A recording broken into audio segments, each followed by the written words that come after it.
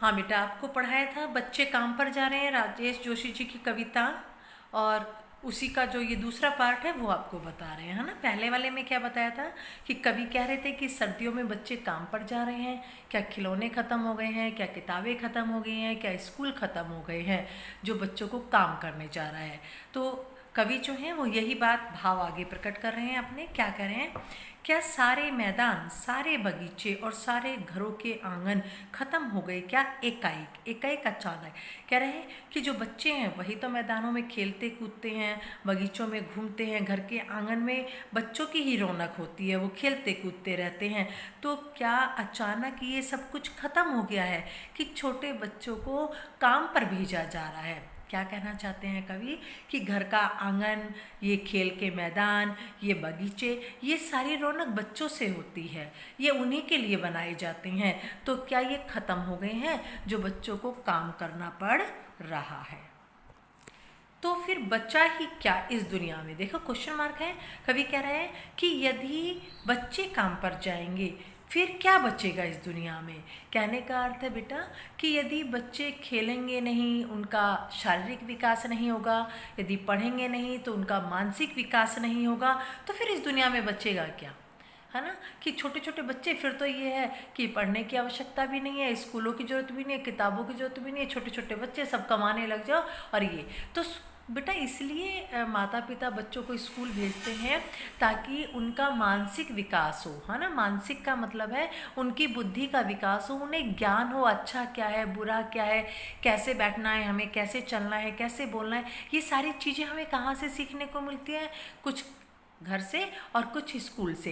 ये सारी चीज़ें हम पढ़ाई सीखते हैं, साथ साथ ये सारे नैतिक गुण सीखते हैं, खेलते हैं कूदते हैं, तो हमारा विकास होता है। फिर हम एक अच्छे नागरिक बनते हैं, एक बुद्धिमान व्यक्ति बनते हैं और समाज को अपनी सेवा देते हैं। कोई डॉक्टर बनता है, कोई इंजीनियर बनता है, कोई जो भी है नेता बनता है, कोई डॉक्टर बनता है, कोई मास्टर बनता है। तो सब अपनी अपनी रुचि के अनुसार एक अच्छे इंसान बनकर के समाज को आगे बढ़ाते हैं। तो कवि भी यही कह रहा है कि यदि छोटे बच्चे काम करेंगे तो छोटे बच्चे ही तो कल को बड़े होंगे, और बड़े होंगे तभी तो वो अच्छे इंसान बनेंगे। यदि ये छोटे बच्चे छोटेपन में ही काम करने लग जाएंगे तो फिर क्या अच्छा देश होगा और क्या अच्छे देश के नागरिक होंगे। कितना भयानक होता अगर ऐसा होता। भयानक है, लेकिन इससे भी ज़्यादा यह है कि हमारी चीज़ें हश्प मालूम। कह रहे हैं कितना भयानक होता अगर ऐसा होता। यदि ऐसा हो कि भाई बच्चे काम पर ही जाते रहें तो ये हमारे लिए बहुत ही भयानक बात होगी, बहुत ही गलत बात होगी और भयानक है। लेकिन इससे भी ज़्यादा यह है कि सारी चीज़ें हश्प मालूम।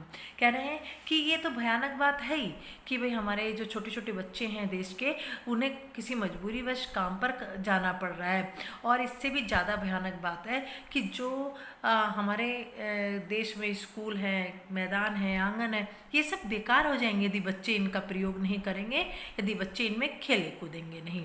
पर दुनिया की हजारों सड़कों से गुजरते हुए बच्चे, बहुत छोटे छोटे बच्चे काम पर जा रहे हैं।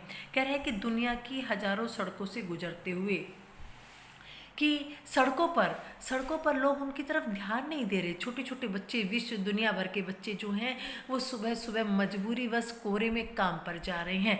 अर्थात कवि कहना चाहता है, सरकार का ध्यान और समाज का ध्यान इधर दिलाना चाहता है कि छोटे बच्चे पढ़ने के लिए हैं और क्या है कि काम करने के लिए नहीं है। छोटे बच्चे पढ़ने के लिए हैं, इसलिए उन्हें क्या करना चाहिए, पढ़ाई, खेल कूद, ये काम करने चाहिए और